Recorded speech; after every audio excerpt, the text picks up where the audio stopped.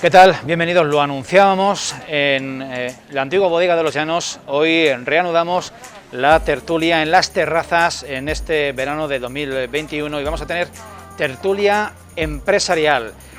A principios del mes de junio, el Gobierno de Castilla-La Mancha, lo recordarán, aprobada ese gran paquete de medidas, de ayudas directas a autónomos y a pymes, a cerca de 400 grupos de actividad distintos presentes en la economía de Castilla-La Mancha, para paliar los efectos, las pérdidas, la caída de negocio en los distintos sectores productivos de nuestra comunidad autónoma. Pero cuidado, eran ayudas dirigidas o enfocadas a paliar lo que era el endeudamiento. Es decir, el empresario que hubiese visto caer por encima de un determinado porcentaje su cifra de negocios, pero no hubiese acumulado deuda, no tendría acceso a estas ayudas, lo cual ha generado pues un recelo y una protesta y un malestar en todos los sectores productivos y empresariales de Castilla-La Mancha. Esto dicho muy por encima, paso a presentar la mesa de la tertulia de hoy.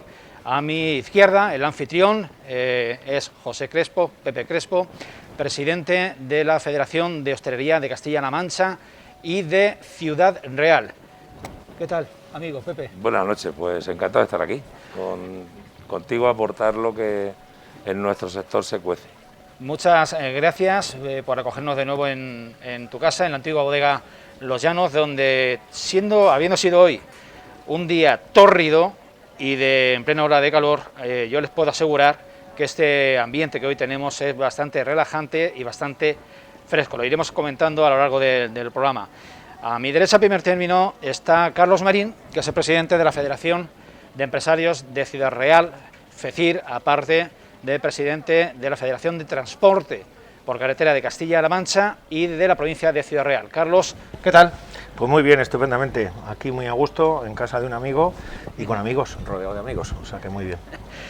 Y más a mi derecha, el presidente de la Federación de Empresarios de las Comarcas de Valdepeñas, Campo de Montiel y la zona FECEVAL, Cándido Simarro. ¿Qué tal? Buenas noches, pues como dice Carlos, encantado de estar con todos vosotros. Mi agradecimiento a los tres por haber reincidido y ser reincidentes en esta tertulia y en esta terraza de verano en Televaldepeñas. Lo estábamos comentando y repaso rápidamente. En junio se aprobaban estas ayudas dirigidas a empresas y autónomos afectados por la COVID y eran ayudas orientadas o dependientes de que hubiese o no endeudamiento más allá de lo que era la caída de la facturación. Deudas financieras, deudas bancarias o deudas a proveedores. 206 millones de euros dirigidos a casi 400 actividades distintas, desde comercio y hostelería hasta negocios de estética, bodegas, ganaderías, etcétera. Requisitos: pues demostrar una caída de un 30% del volumen de negocio anual en 2020 respecto de 2019 y como estoy insistiendo, el solo para pago de deudas contraídas entre el 1 de marzo de 2020 y el 31 de mayo de 2021. Cándido Simarro, que además de presidente de FECEVAL es asesor de empresas, le comentaría lo siguiente. Inicialmente el plazo de estas ayudas para solicitarlo finalizaba el 9 de julio, pero posteriormente se amplió hasta finales del pasado mes de julio. Sí. ¿La causa cuál es? ¿Que no se han pedido lo suficiente o que haya algún tipo de incidencia? Yo creo que, Julián, nuestras autoridades y los gestores de los fondos públicos se deben hacer mirar cuando sacan una subvención, cuando intentan, con muy buena intención, ayudar al empresariado y por ende a todos los trabajadores y mantener los puestos de trabajo, pues deberían de entender que los requisitos que ellos marcan, pues sopesarlos mucho más con la calle, con el doliente, con la empresa, con los empresarios, con los trabajadores, porque aquí se marcó un 30% de pérdidas o de bajada de facturación, no de pérdidas, de bajada de facturación del 2019, o sea, del 2020 con respecto al 2019, y siempre que en el 2019 haya beneficio. Por lo tanto, eso como decirte, en nuestra asesoría lo primero que se hace es coger todas las empresas que tuvieron beneficio en 2019 y luego ver si alguna ha bajado el 30%. El que ha bajado el 29%, ese le duele mucho. Entonces, creo que deberían de hacerse mirar ciertos requisitos y ciertas condiciones, como para que las ayudas no sean devueltas, por favor. No se pueden devolver ayudas. Es muy necesaria la ayuda al empresariado y al trabajador de Castilla-La Mancha, por lo tanto, y al español. Entonces, ¿por qué poner digamos que unas condiciones bastante altas, bastante inasumibles? Yo creo que deberían relajarlas. Esa es mi opinión, ¿eh? Más allá de marcar el 30%, que por debajo de ese 30% las ayudas sean distintas o sean progresivas. Imagínate que una empresa arranca en 2015 y bueno, pues en 2014 y bueno, en determinados sectores sabes tú que los primeros años son de pérdidas, pues en el 2019 si dice pérdidas, pues tú no entras. Aparte de estar machacado, dicen, te desahucian. Esto no es de recibo, ¿de acuerdo? Carlos Marín... Y el 30% sí. es una barbaridad. Es poner el listón demasiado elevado. Carlos Marín, presidente de FECIR, se anunció desde el Gobierno de Castilla-La Mancha que esta medida, este paquete de ayudas, era fruto del consenso y del diálogo con los agentes sociales, fruto del diálogo social. ¿La Federación de Empresarios de Ciudad Real se siente concernida con esta afirmación? Sí, yo creo que sí, yo creo que lo es. A ver, la Junta de Comunidades desde el principio nos ha escuchado en todas o casi todas nuestras reivindicaciones. No es la única ayuda que se ha sacado desde el principio de la crisis del COVID, fue la primera en ayudar a los autónomos, se han sacado medidas muy rápidas, sobre todo para en situaciones complicadas durante la pandemia y durante el confinamiento. Sí es cierto que hay que poner el límite y que desde la comunidad autónoma no se puede hacer todo, que se ha intentado completar con estas ayudas el tema del Orcenaes, que había muchos que se habían sido excluidos a nivel nacional, y que también pues que la Junta no lo puede hacer todo. Las comunidades autónomas no son las que tienen que ayudar, que darle el mayor volumen de ayudas, tiene que venir del Gobierno central y no está llegando. Entonces lo que se intenta es parchear el plan adelante. Desde el principio se ha negociado con los empresarios de Castilla-La Mancha, se ha negociado con los empresarios de Ciudad Real. Creo que lo hemos reivindicado muchas veces desde Ciudad Real, porque el plan adelante es el adelante financiación, el adelante inversión, el adelante exportación, el adelante, externalización, el adelante innovación. Creo que es lo que necesitaba. Había muchísimo tiempo que no había ido a la inversión, que no había ido a la financiación.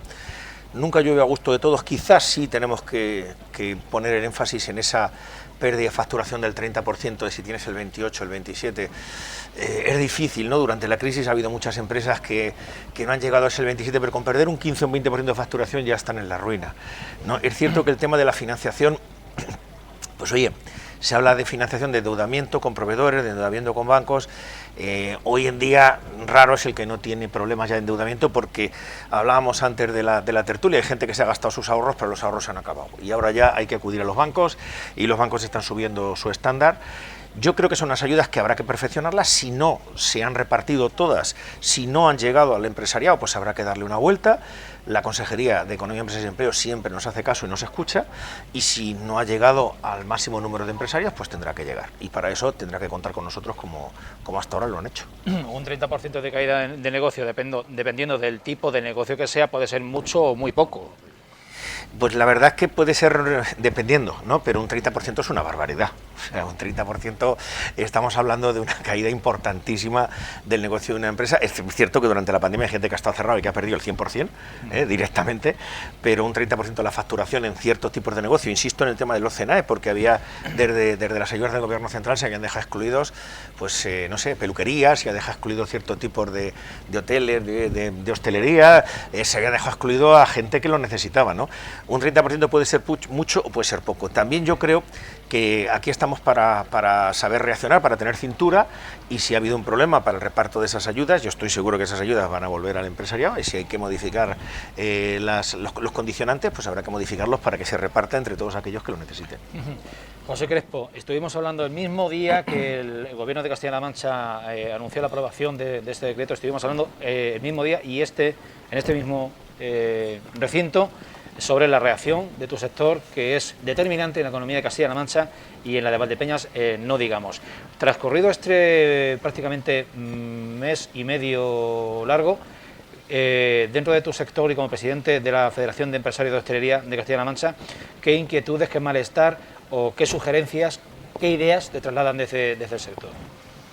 Bueno, pues como mis compañeros tertulianos, entendemos que el reparto, creo que la Administración lo quiere hacer lo mejor posible, pero a nuestro sector no llega equitativamente.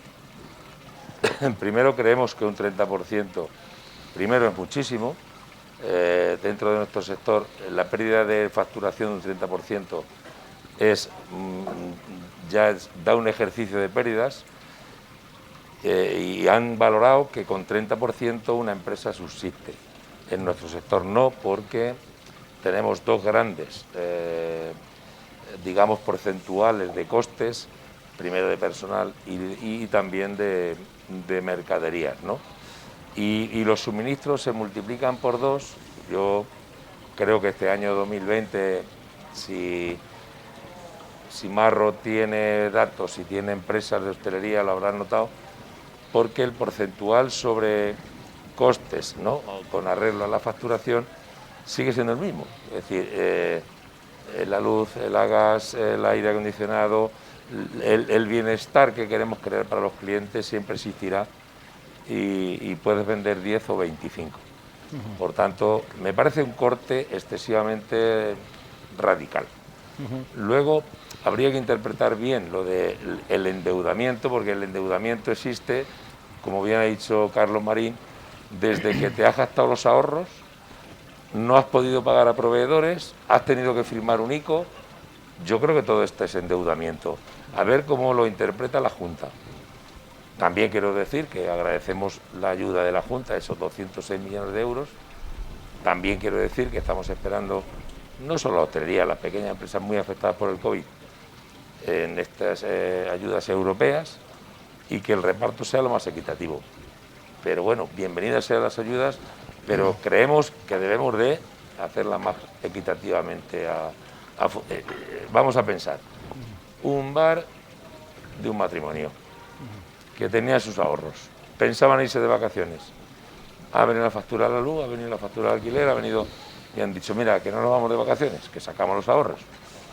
Y estos no tienen derecho a ayudas cuando están cayendo a nivel económico en su familia de la posibilidad de seguir viviendo incluso del propio hogar. Por tanto, gracias a las ayudas, sí a las ayudas, quizá los cortes que han mencionado no nos parece justo. Bien, a partir de ahora os propongo, os pido que intervengáis libremente, que debatáis, que hagáis coloquio, que hagáis tertulias sin necesidad de que yo intervenga. No sé de quién de vosotros era la frase, creo que de Cándido, aquella de hay empresarios que no tienen deuda pero tienen ruina. Claro, lo acaba de decir José. Si tú eres digno, vas a haber sacado tus ahorros. Digo digno, digo pues comprometido con tu obligación de pagar, con tu obligación de mantener tus empleados y de pagarles religiosamente porque ellos también tienen sus necesidades, y de pagar a proveedores porque ellos también tienen que pagar. Tú vas a tirar de tus ahorros, no te vas a entretener el tiempo que te exige la banca como para poderte dar un crédito, y esa credibilidad que te exige, o esos avales que te exige, y que a veces nunca se llega a, digamos que, a rematar positivamente, sino que tiras de lo primero que tienes a mano, que son los ahorros, y cuando te has arruinado ves una serie de ayudas como estas, que son de agradecer, pero si toda ayuda, las locales, yo también las tengo, y son muy chiquititas, pues son de agradecer, claro que sí, pero óigame, digamos que piensen un poco más cómo vamos a repartirlo, porque estos chiquititos, de los que yo me hago eco, pues hombre, los pobres no se pueden arrimar al banco porque tienen un problema, y es que avales y historias, y a lo mejor tienen alguna hipoteca, y entonces hasta ahí has llegado. Pero sí se han tirado de los ahorros, y me he quedado arruinado, y para mí no hay ayuda porque no tengo endeudamiento, no. ¿no? Yo agradezco mucho las ayudas, pero creo que debemos, como bien decía Carlos, creo que si hay que mejorarlas, pues hay que mejorarlas, y en eso estará la Junta, que entiendo que lo está haciendo, es verdad que bastante bien, poniendo 206 millones a disposición para estas ayudas, y contando con la calle, contando con el empresariado, contando con los grandes, con los pequeños, con todos, como para que cada uno aporte su idea, y pueda rematarse en una entrega de esos 206, que no sobre ni un duro, porque hacen falta más. Ya está. Dependiendo de que sean empresas autónomas en régimen de estimación objetiva, o que sean el resto de empresas que acrediten una caída del 30% de su facturación, pueden recibir ayudas de una cuantía que oscila entre 3.000 y 200.000 euros. Las empresas de hasta 10 trabajadores recibirán cuantías de hasta el 40% de las pérdidas demostrables. Y si son más de 10 trabajadores, las ayudas cubrirán hasta el 20% de las pérdidas declaradas, siempre que las empresas, insistimos otra vez, deban dinero a entidades financieras o a proveedores. Carlos, el hecho de que se hayan prorrogado, haya habido una primera prórroga y no sabemos si una segunda, en la solicitud de plazo, ¿qué nos está diciendo? Nos está diciendo primero que las empresas están siendo cautas. Decía Cándido que somos muchas veces muy dignos. Yo le digo a mi padre que lo que somos es tontos, con todo el cariño, porque avalamos hasta con nuestras casas particulares, nuestros bienes. Yo, que tuve la suerte de trabajar hace muchos años en la banca, tenía un buen profesor en auditoría interna en Unicaja, y siempre me decía lo mismo. Dice, prestarle a un pequeño es una garantía de cobro mucho más importante que prestarle a una gran compañía, porque se juegan hasta la camisa y son capaces de pagar para ellos. Para pagar una deuda es algo personal. Entonces yo creo que a veces deberíamos y lo hacemos desde las asociaciones empresariales, de informar a la gente que tampoco hay que jugarse la vida ni el pescuezo con el negocio, que lo hacemos todos y lo vamos a seguir haciendo. Por eso te decía que esa dignidad a veces es tontería, no es tontería. Creo que es esa dignidad de llegar hasta el final. Nuestra empresa es nuestro castillo y caemos con ella, y es una ventaja para nuestros trabajadores, porque vamos a estar ya hasta el final con ellos, y es una ventaja para los bancos y es una ventaja para la administración. Yo sí quiero poner el foco sobre estas ayudas que han entrado a la Junta. Son de las mejores que se han hecho por parte de las comunidades autónomas, pero insisto, no todo lo pueden hacer las comunidades autónomas. Se está hablando de las ayudas europeas. La Junta las ha gestionado estupendamente, y donde se hace el tapón es cuando llegamos a Madrid, y donde tenemos las dudas, la gente de las sectoriales y de las territoriales de FECIR, porque no sabemos lo que va a pasar en Madrid con la capilaridad de las ayudas europeas y de los fondos europeos. A mí me preocupa mucho, me gustan mucho los proyectos que se están preparando por parte de la Junta, con empresas tractoras que pueden hacer esa capilaridad en la pequeña empresa, en el autónomo, en la pyme, la micropyme. Pero me preocupa mucho, pues, que esas ayudas a nivel nacional pues lleguen a los mismos de siempre, ¿no? A los que, y yo digo siempre, a los que nos suben la luz, a los que nos suben el gasoil, a los que nos suben los intereses, a los que no pierden. Efectivamente. Entonces me preocupa mucho, y yo quiero que esa capilaridad, y tiene que ser a nivel nacional, pues llegue con la misma posibilidad que estas ayudas. Puede haber habido un problema a la hora de marcar ciertos indicadores, y que haya que rebajarlos o haya que estudiarlos en el caso de que no se hayan podido dar todas. Yo estoy seguro que al final esos 200 y pico millones se van a repartir, seguro, que para nosotros siempre son pocos, pero es mucho más de lo que se hace en otras comunidades autónomas, y desde luego muchísimo más de lo que debería hacer, o muchísimo más de lo que debe hacer el gobierno central, y procurar que esas ayudas europeas se capilaricen y sobre todo lleguen a la pyme, la micropyme y el autónomo, que en esta provincia pues somos, y en FECIR, en la ciudad de Ciudad Real también, somos el 85% del tejido productivo, y tenemos esa dignidad que me ha gustado muchísimo, que yo insisto, luego cuando lo vea mi padre le digo, somos tontos, somos dignos, somos dignos, pagamos nuestras deudas, seguimos trabajando, mantenemos a nuestros trabajadores sea como sea, porque son nuestra familia, pues son nuestro principal activo, y procuramos pues eso, pedir las mínimas ayudas posibles, que puede ser también, estamos en pleno verano, la gente está viendo que hay recuperación, la carretera, todos vemos que se está moviendo otra vez, y bueno, a lo mejor nos hemos dedicado a trabajar y no nos hemos centrado tanto como cuando estábamos un poquito más parados en las ayudas, ¿no? Para eso están las asociaciones empresariales, sectoriales, para eso están nuestras territoriales, nuestras sectoriales, y yo sí animo a todos aquellos que quieran tener información sobre las ayudas a que acudan a nosotros, que le echaremos una mano y veremos por dónde le podemos llegar. También que acudan a sus asesores, que para eso están, y que les echen una mano, porque al final no todas las empresas tienen personal suficiente como para poder encargarse de las ayudas y de gestionarlo ellos mismos. Se dijo desde el gobierno autonómico que el objetivo es que estas ayudas llegasen a 50.000 empresas grandes, pequeñas, medianas y autónomos. ¿La cifra es realista, es veraz? ¿Qué pensáis?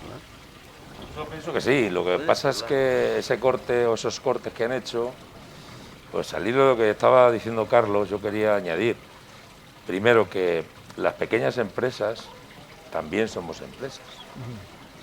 Los oficios, la mayoría, no pequeñas. de titulación universitaria, también necesitan de contemplarlos como que los profesionales también necesitan que su empresa esté vigorosa, esté activada, para que él no tenga que buscarse la vida en otra parte. Se habla mucho de las fugas de los genios, ¿no? De los de los genios, ¿no? Talentos. Talentos. Pues evitemos que eso ocurra. Y eso puede ocurrir en la cuna de un pueblo, ¿eh? No hace falta llamarse Madrid, Barcelona y trabajar en multinacionales para saber que los profesionales, seamos del corte que seamos, también necesitamos ayuda. Por tanto, yo creo que estas ayudas, que vienen muy bien, como bien ha dicho Carlos, aplaudiremos cualquier actitud y cualquier iniciativa de la Junta en este sentido, pero deberían de hacerlas un poquito más abiertas. Y si realmente, después del reparto de solicitudes, que lógicamente tengan garantías, ¿no?, de necesitarlo y cumplen lo que han marcado, y aún hay un sobrante, que no lo oculten, que hagan otro abanico. Y si no, pues también habría que buscar otra partida de ayudas, creo yo, porque va a haber mucha gente que se queda en el camino, amén de quedarse sin vacaciones o sin ahorros. Es un hecho asumido por la mayoría, por la generalidad de la sociedad, de que el sector de hostelería ha sido de los más sensibles a las consecuencias económicas de la pandemia, y ya estamos en un segundo año. Pero también se suele decir que en cuanto la economía se reactiva y en cuanto las normas y las restricciones se relajan, es de los que más ágilmente se recuperan. Pepe, ¿es esto cierto? Sí, claro, la caída estrepitosa puede dar lugar a que la recuperación sea también estrepitosa. En este momento, con lo que llamamos de tranquilidad, ¿no?, aunque estamos con un susto con la quinta ola, con lo que llamamos tranquilidad, es verdad que hemos recuperado verticalmente lo que perdimos verticalmente, pero perdimos el 100 y hoy estamos recuperando hasta un 70. Yo voy a dar datos de Castilla-La Mancha y a nivel nacional, y la caída el año pasado fue la media de 42%. Y la recuperación está siendo también vertiginosa hacia arriba, pero aún se ve una merma de facturación del 25-23%. No nos olvidemos de esto, es verdad que lógicamente venir a un establecimiento de hostelería, notarlo lógicamente mucho mejor que el 2020, gracias a Dios, afortunadamente. Todavía no nos hemos montado en el carro del 19. Ajá. Y bueno, yo creo que es soportable después de muchos reajustes con las mermas del 20, el 25, pero teniendo en cuenta que la empresa no va a tener trayectoria positiva, es decir, va a tener siempre una trayectoria como mucho de mantenedor.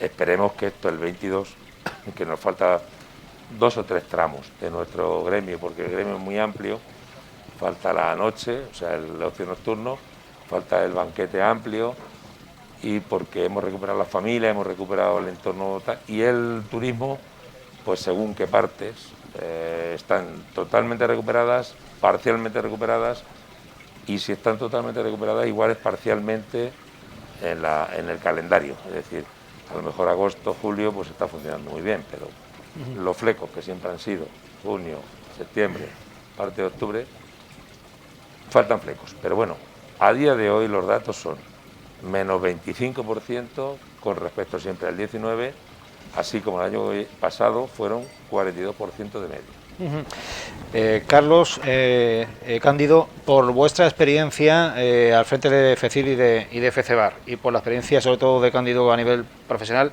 ¿está siendo especialmente dificultoso la tramitación de estas solicitudes respecto de otras líneas de ayudas? No es que sea especialmente dificultoso, sino que volvemos a lo que antes comentábamos, que quizá que el corte para conceder la ayuda haya sido excesivamente alto.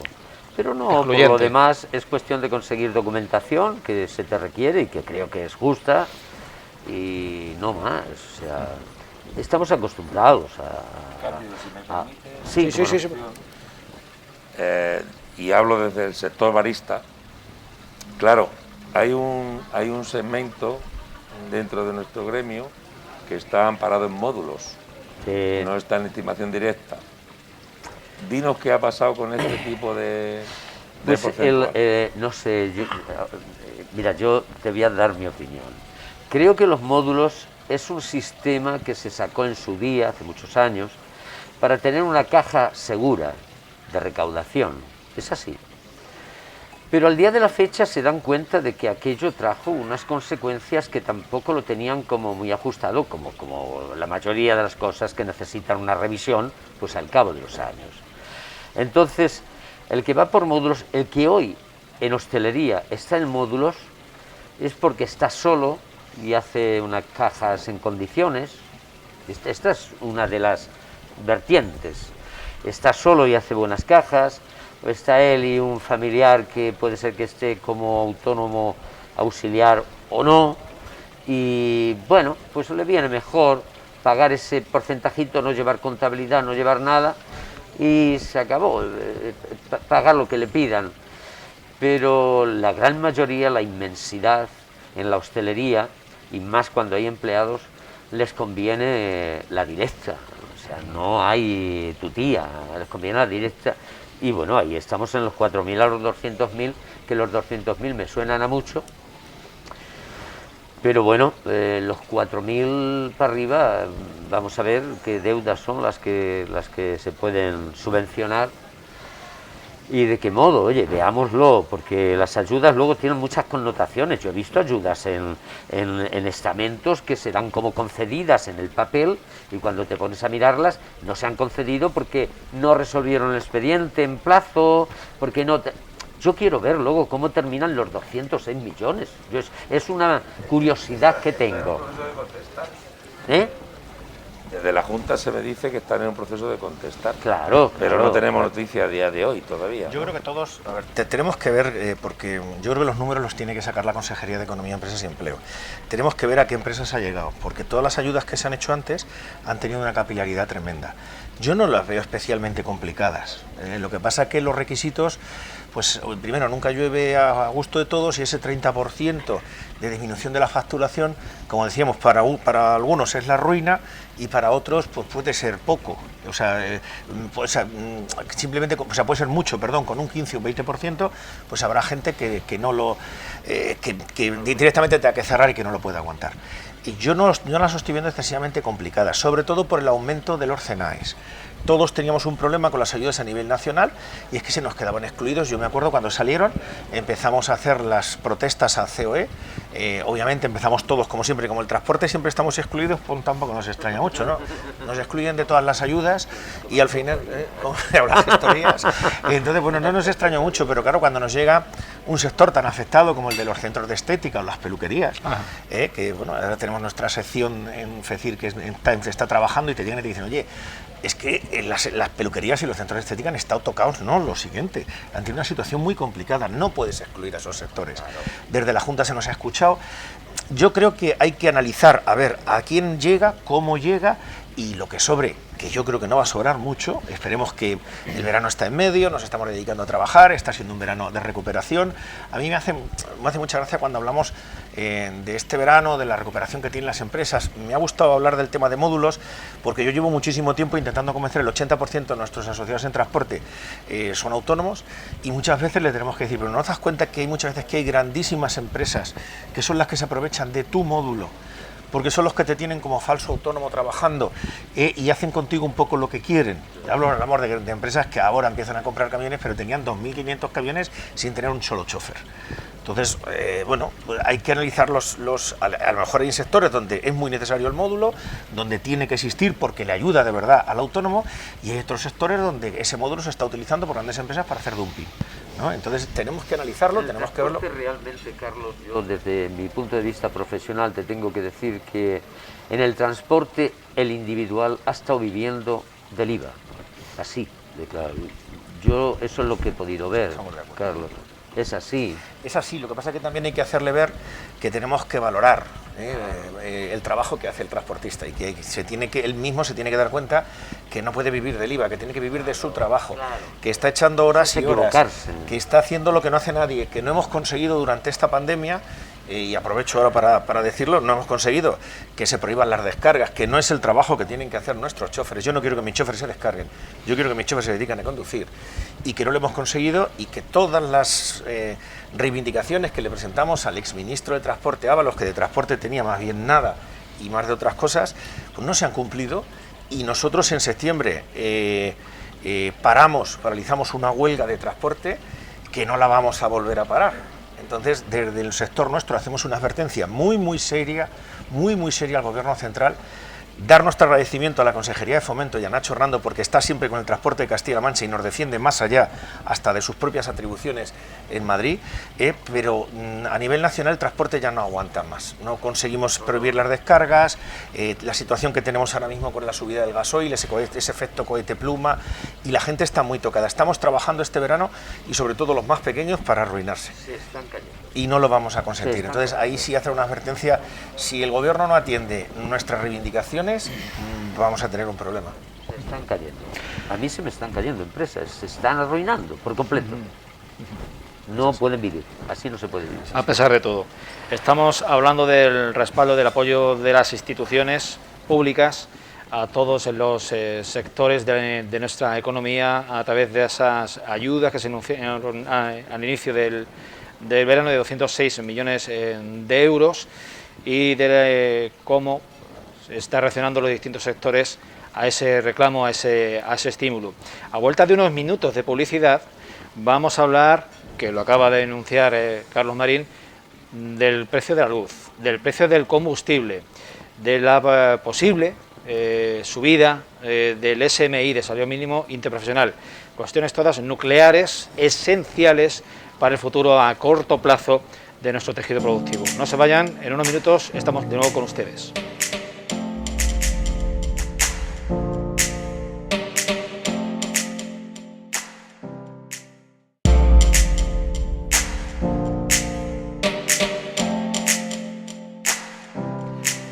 ¿Qué tal? Saludos de nuevo desde la tertulia en la terraza de Valdepeñas. Estamos hablando en la antigua bodega Los Llanos. Aquí no se puede estar mejor de lo que se está después del día que hemos tenido. Estamos hablando de economía empresarial y de cómo se están comportando los distintos sectores en este por segundo año verano en pandemia. Y uno de los determinantes, de los factores que están detentando mayor número de titulares en estos días y mayor indignación están acumulando a nivel social y empresarial, es los repuntes colosales en el precio de la energía eléctrica. Cuando ustedes están viendo este programa, sepan que están pagando por encima de los 20 céntimos el kilovatio hora. Calculen la potencia que tienen contratada y lo que tienen encendido. Aire acondicionado, frigorífico, etcétera. Se está pagando por encima en estos días de 100 euros el megavatio hora. Yo no sé hasta qué punto esta situación es sostenible en términos de centros de trabajo. Carlos Marín. A mí me parece sangrante la situación, me parece que además creo que es un debate que tenemos que entablarlo sin color político entre todas las formaciones políticas, con los sindicatos, con los empresarios, con las organizaciones representativas de cada sector. Lo que no se puede, necesitamos una política energética seria y duradera en el tiempo, que no venga nadie, derogue lo que ha hecho el anterior, un poquito lo que haría falta con la ley de educación, ¿no?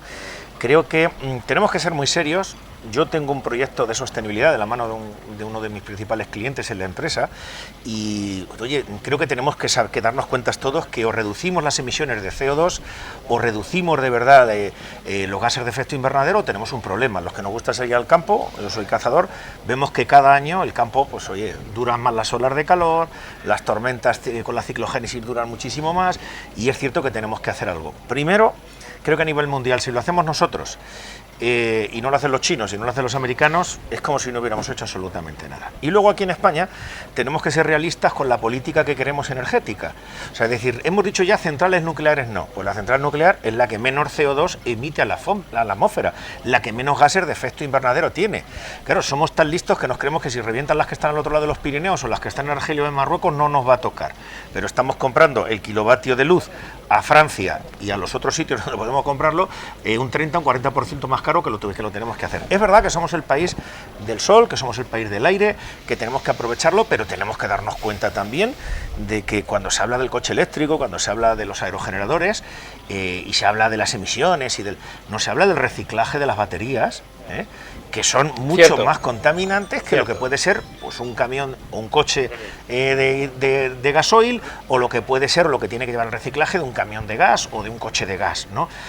Nos hemos lanzado, claro, a mí mientras no contamine en mi ciudad, donde contamine luego me da exactamente igual, porque si hay una central de ciclo combinado y ayer donde se produce el CO2, mientras a mí yo lleve mi coche eléctrico.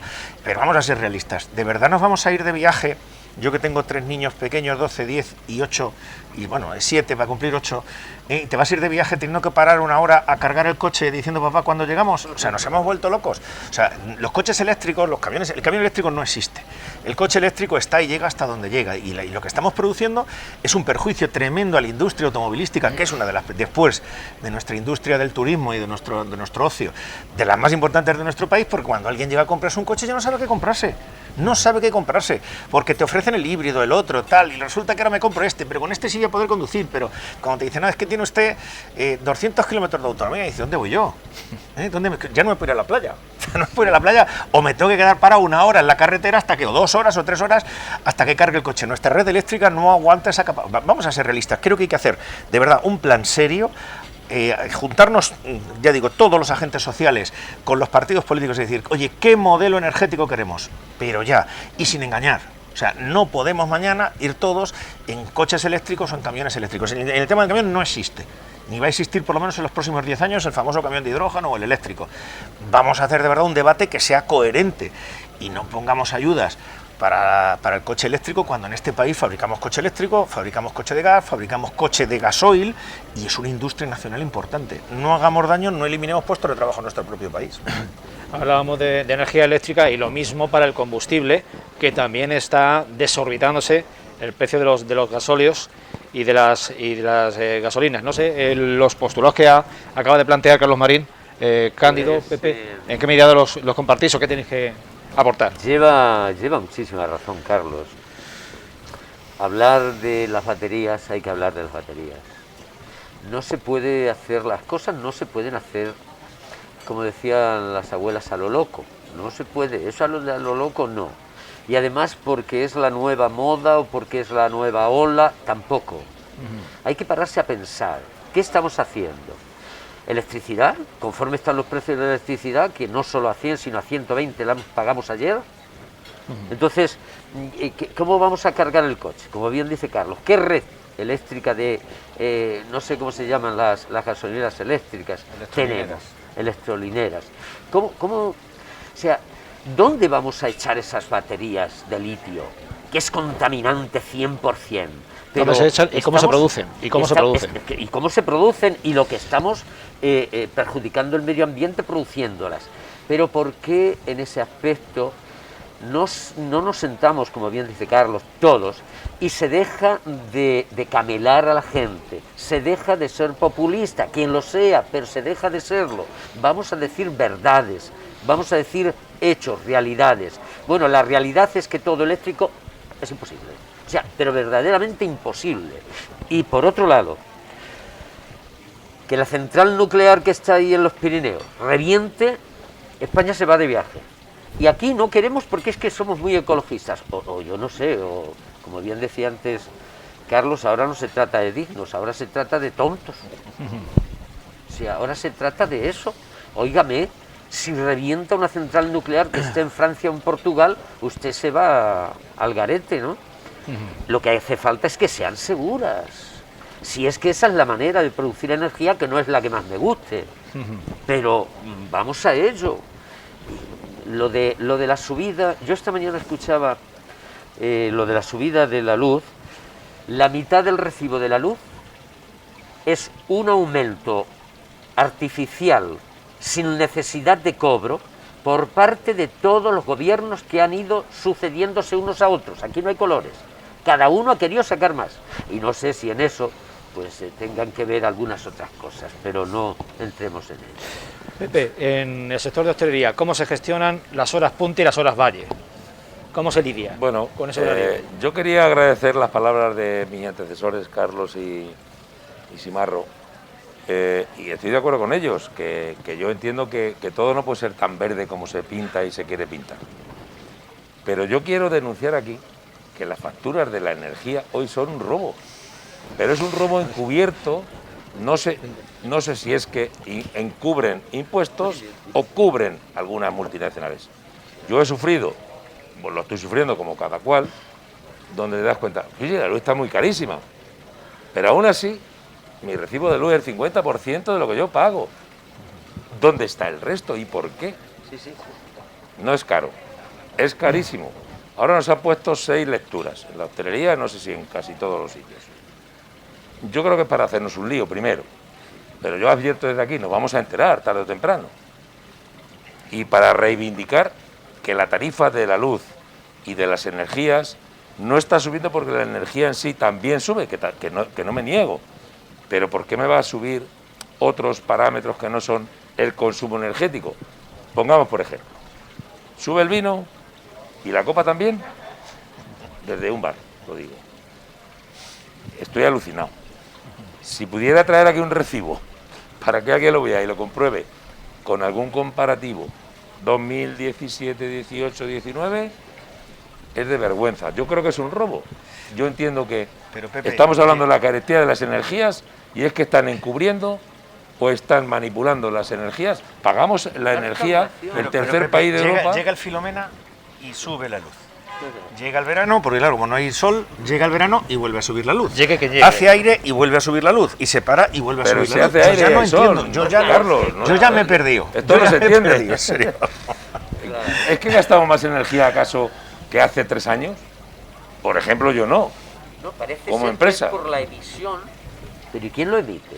Como decía Carlos, lo que están China, diciendo, Estados Unidos. Cuando dicen, no, es que está subiendo la luz porque las centrales que utilizan gas natural, el gas está subiendo. No es verdad, el gas está subiendo muy por debajo de lo que está subiendo el Brent, muy por debajo, pero lo que de verdad encarece eso son los derechos que tienen que comprar esas centrales de generación de CO2. O sea, estamos artificialmente subiendo los costes de esas centrales para que a nosotros, obviamente ellos no lo pagan. Sí, pero ¿qué hacen encima yo con mi ese factura dinero? la puedo presentar aquí, pero, y Pepe, es un 30% más cara con el mismo consumo. Pero tú puedes pero repercutir... no solo el consumo, que el consumo se entiende. Ha subido la luz, pues te suben el precio del kilovatio gastado. Pero y los perímetros.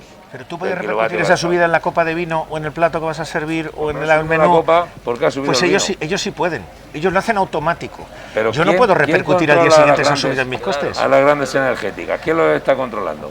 Bueno, son todos los gobiernos, como bien ha dicho Cándido, es que da igual quién mande. Es que no sé si será tú, lo has dicho muy veladamente, yo sí lo voy a decir. A veces esas puertas giratorias y esos directivos que tenemos de todos los colores políticos que entran en las centrales, yo no sé, oye, lo mismo hay que proponer a alguno, que los hay muy buenos, además tenemos algunos cerca por aquí en este pueblo, y alguno de los políticos que sepa que yo también le puedo dar trabajo luego. No van a cobrar como en la central eléctrica, pero oye, en mi casa si algún día les hace falta trabajo lo tienen, pero yo creo que no va a ser lo mismo, ¿no? Yo creo que no va a ser el mismo trabajo que le van a ofrecer en el otro lado. El problema de las eléctricas es que hay encubierta una recaudación de años que viene. Esta mañana, en una tertulia, un buen periodista hablaba y decía, comprobado técnicamente, el 50% del recibo no es consumo. No es consumo. No es consumo. Que lo puedo presentar aquí si lo necesitáis. No es consumo. Y por otro lado, ¿Esto es pues, viable?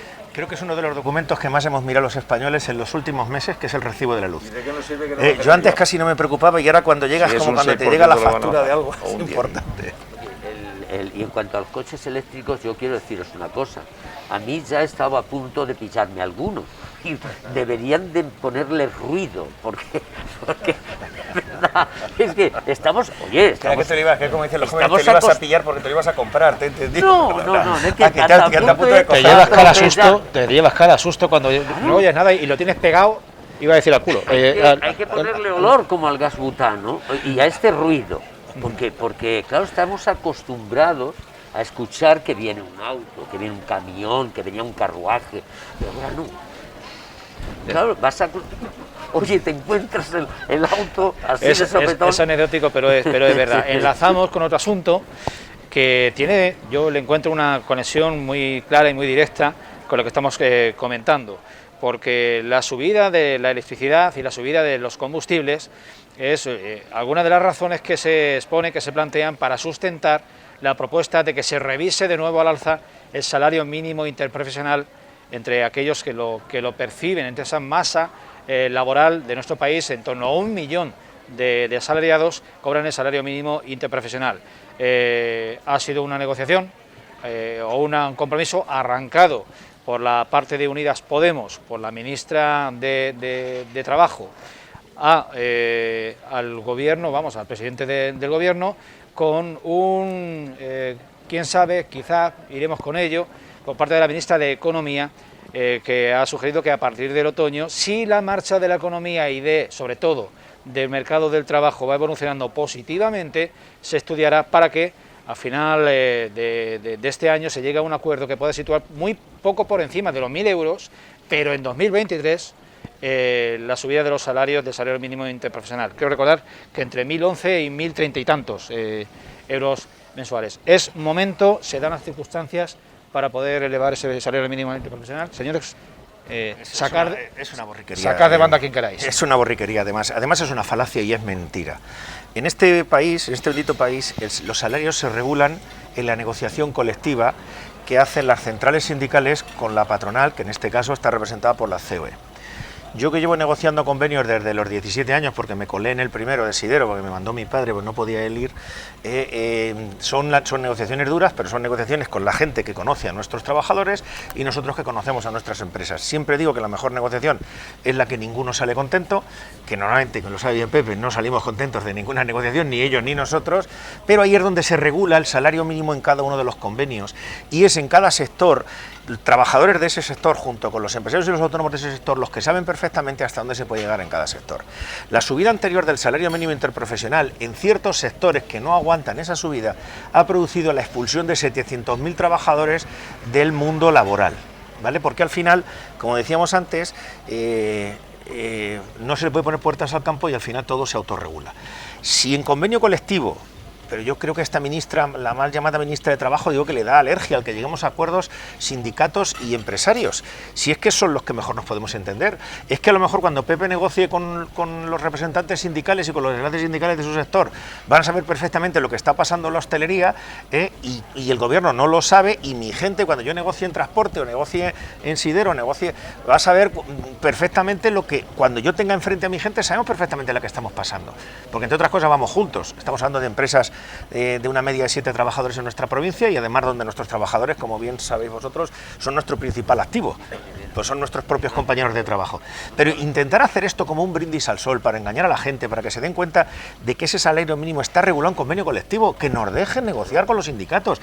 Nadie mejor que nosotros va a saber hasta dónde puede llegar. A lo mejor hay un sector que les va estupendamente y puede subir un 5 o un 6%, y hay otro sector como el de la hostelería que lo están pasando como lo están pasando y como lo han pasado, y no puede subir eso. Déjanos que negociemos, no te metas tú. Es que a esta ministra le gusta muchísimo meterse en la negociación colectiva. Si a mí me encanta negociar con los sindicatos, bueno, me encanta, lo tengo que hacer y lo hacemos, porque las negociaciones son muy duras, y bueno, creo que Pepe lo sabe, son muy duras, pero es muy satisfactorio. Cuando terminas es muy satisfactorio. Sí, porque creo que ambas partes saben de lo que hablan, Carlos. Efectivamente.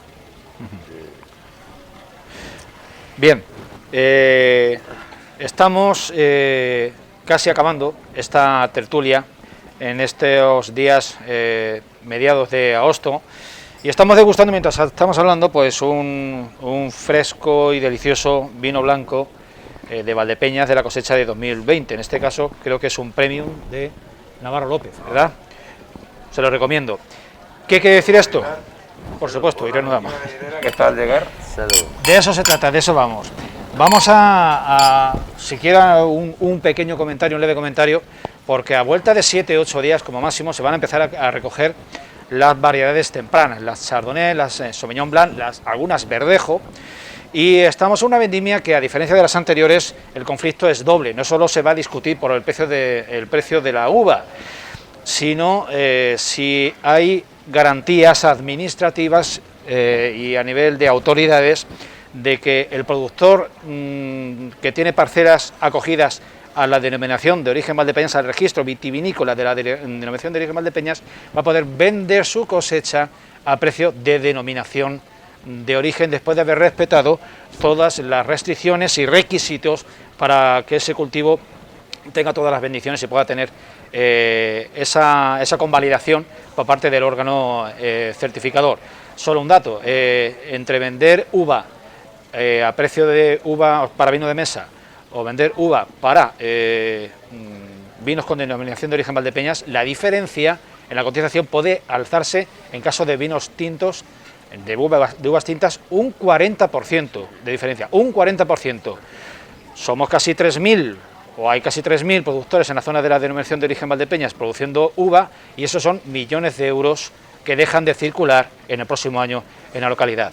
Dicho esto, pues la reflexión de los empresarios. ¿Quién queráis? De vinos, ya en la copa, yo sí me gusta opinar, Sí. pero de vendimia menos. Solo decir una frase, y es que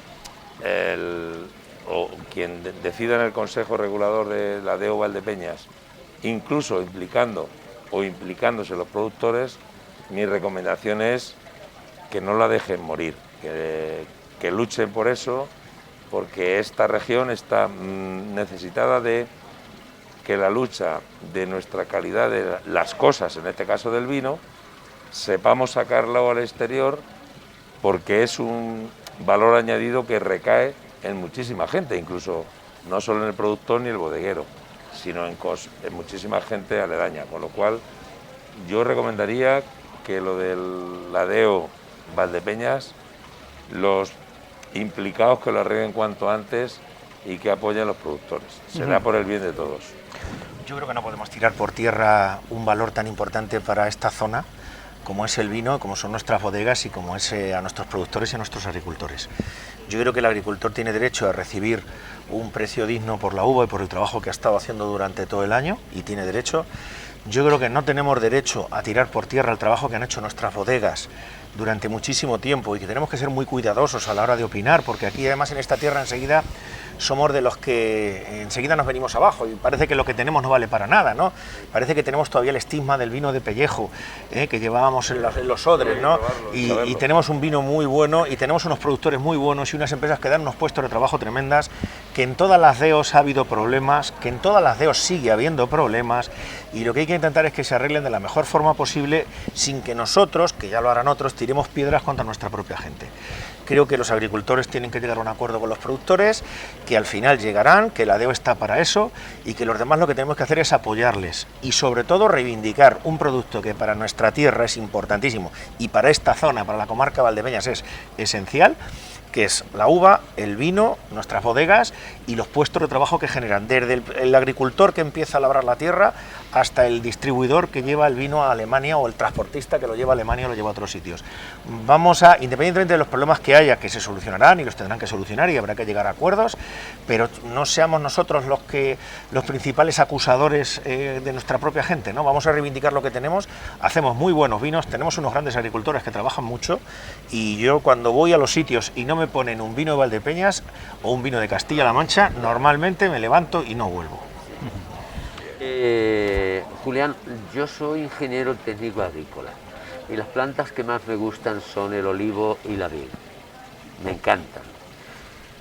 Pero la denominación de origen siempre la he visto con problemas.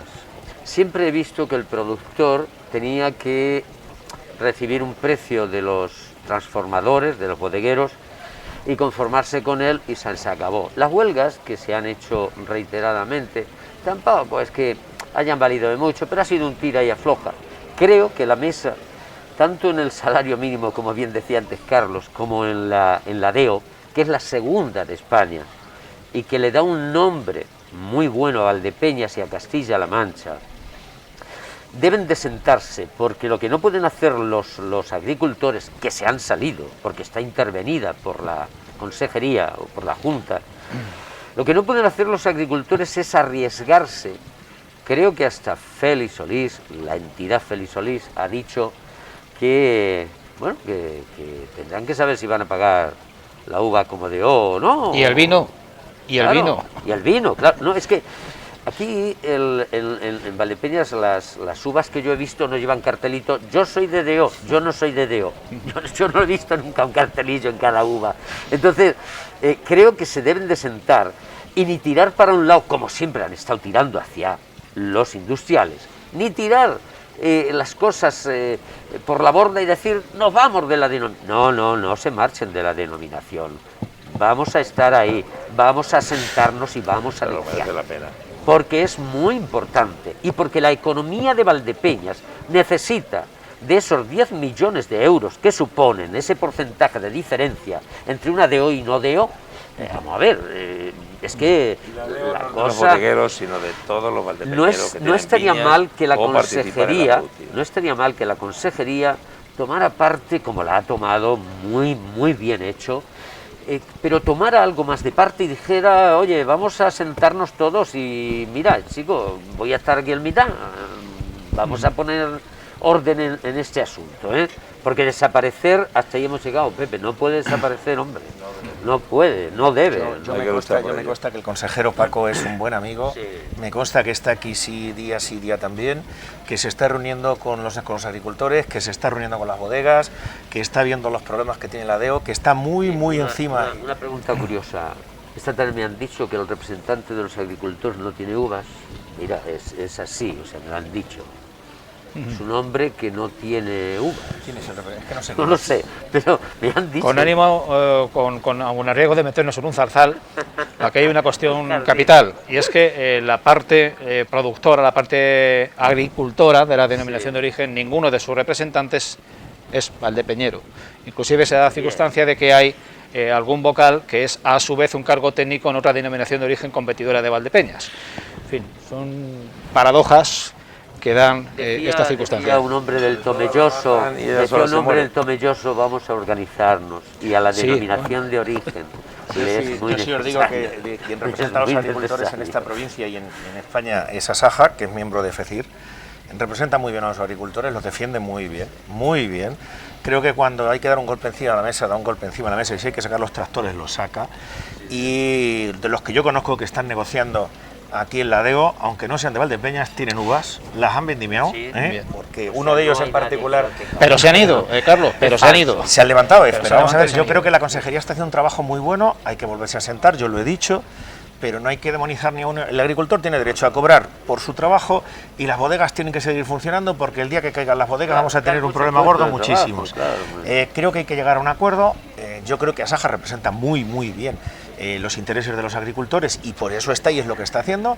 Yo creo que las empresas de Valdepeñas, que muchas de ellas pertenecen a nuestra asociación de vitivinícolas, con lo cual son dos asociados nuestros de FECIR, representan muy bien sus intereses, que tienen que llegar a un acuerdo, que la consejería está trabajando mucho para evitar que haya un problema en la DEO y que al final, pues yo lo que sí pido que no echemos por tierra lo que tenemos, de verdad, que puede haber problemas, que se habrán levantado, pero que es más importante que ese vino siga adelante, que yo creo que hay otras DEOs que se están frotando las manos, en serio, ahora que ha empezado a despuntar, que tenemos unos vinos excelentes, y ahí Pepe sabe también mucho del tema, que da gusto beber algunos Valdepeñas, que es que da gusto, que puedes presumir de lo que tienes. Esa es la pena. No echemos eso por tierra y vamos a defender nuestra DEO y nuestro Y voy a vino. la frase de Cándido cuando ha dicho la segunda DEO de España es Valdepeñas.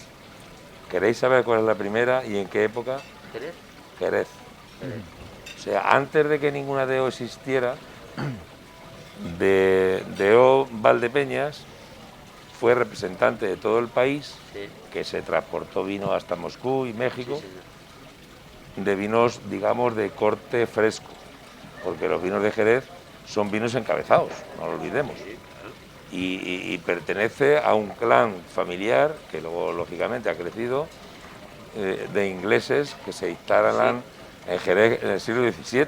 Así es. Bueno, pues la segunda de O Bueno, qué de este bonita la país historia. es de O Valdepeñas. ¿Y nadie presume de eso?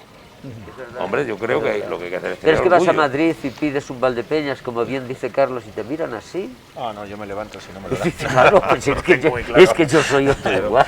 Yo me Es que levanto. yo soy otro Que nos igual. pase en Madrid es penoso, pero que nos pase en nuestra comarca No, esto ya es gordo. es no perdonable. Esto ya es gordo. Bien, hemos quemado con creces esta hora de tertulia, de grata tertulia, que seguramente que se prolongará porque aquí se está, no es broma, dese una noche de estas. Julián, en este programa no hay prórroga. Lo Y que ocurre es que penaltis. luego encajar el Tetris de la programación es complicado, es complejo. Resérvense una noche para pasar una velada aquí en la antigua bodega Los Llanos, porque francamente es el mejor colofón posible, una noche de verano como las que estamos viviendo después de jornadas plenas de calor. Una idea última sobre lo que estábamos comentando. El consejero de Agricultura, Agua y Desarrollo Rural de Castilla-La Mancha, Francisco Martínez Arroyo, no es que no duerma, es que sueña con Valdepeñas. Sí, verdad. Es que sueña con Valdepeñas. Es un grano no sé dónde que a este señor con ascendencia solanera le ha crecido y está siendo su caballo de batalla como consejero de Agricultura de Castilla-La Mancha. Les vamos a emplazar primero, después de agradecer a Cándido Simarro, presidente de FECEVAL, a Carlos Marín, presidente de FECIR, y a Pepe Crespo, presidente de la Federación de Empresarios de Hostelería de Castilla-La Mancha, a la próxima tertulia en la terraza de Tele Valdepeñas dentro de 15 días, que va a ser en la Plaza de España, arropados y con el patrocinio de uno de los castizos de Valdepeñas, el Penalti, el Café Bar Penalti, la enoteca del Bar Penalti. Ese José Luis Álvarez que nos está esperando de aquí a 15 días para tener como trasfondo de esta tertulia tanto la fachada del Penalti, que es el ombligo de la hostelería de Valdepeñas, como esa fuente del vino de Valdepeñas en mitad de la Plaza de España. Amigos, muchísimas gracias por acompañarnos Gracias por y invitarnos. cuídense y nos vemos en 15 días.